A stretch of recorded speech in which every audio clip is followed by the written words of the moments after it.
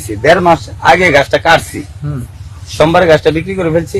এই গাছটা বিক্রি করতে আসরের সময়, মাগরিবের সময় গাছটা ওইটা দাঁড়ায় যায়। এখানে আবার পুরোপুরি কেটে ফেলা হয়েছিল,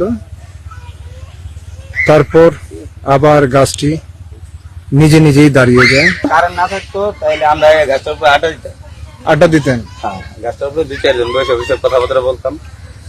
এটা এই সোমবার গাছটা বিক্রি করে দিছি, 1.5 মাস আগে গাছটা কাটছি, সোমবার গাছটা বিক্রি করে ফেলছি। এই গাছটা বিক্রি করতে আসরের সময়, মাগরিবের সময় গাছটা ওইটা দাঁড়ায় যায়।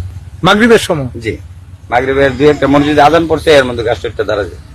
তখন আমার ওয়াইফে দেখছে, দেখে চিল্লাপাল্লা করছে, পরে যেভাবে গাছটা অতটুকু পর্যায়ে ওই জায়গা থেকে এই জায়গা পর্যন্ত 500 কিলো উল্টাই জায়গা, গাছটা ওই 500 জায়গা চলে গেছে।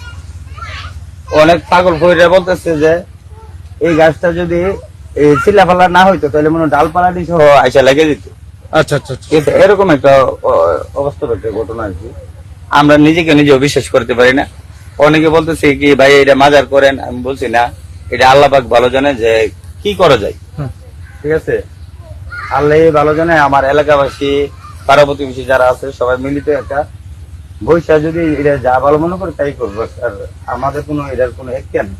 বয়স মনে হয় 35-36 বছর হবে, বেশি হবে কম হবে। তো আমার ভাই বলতেছে যে এই গাছটার লাগছে জন্য আগুন না ধরা, এটা কোনো কিছু সিদ্ধান্ত নেওয়ার পরে যা কিছু হয় আলেমুলামা আইনে, সেটা যত আলেমুলামা আছে আমাদের এলাকায়, মুগরাবতী আর নীলহাট, সবাইকে নিয়ে বসে যা ভালো মনে করো ভাই তোমরা তা করো। তুফানে আইলে নিচে পড়েছিল। আচ্ছা, তো নিচে পড়ছে,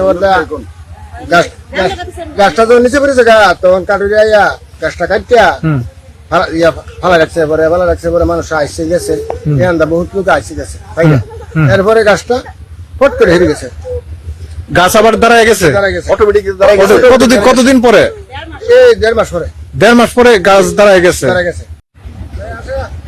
1 মাস আগে তুফানে গাছটি পড়ে যায়, তারপর গাছটি নিজে নিজেই আবার দাঁড়িয়ে যায়। কি অলৌকিক ঘটনা!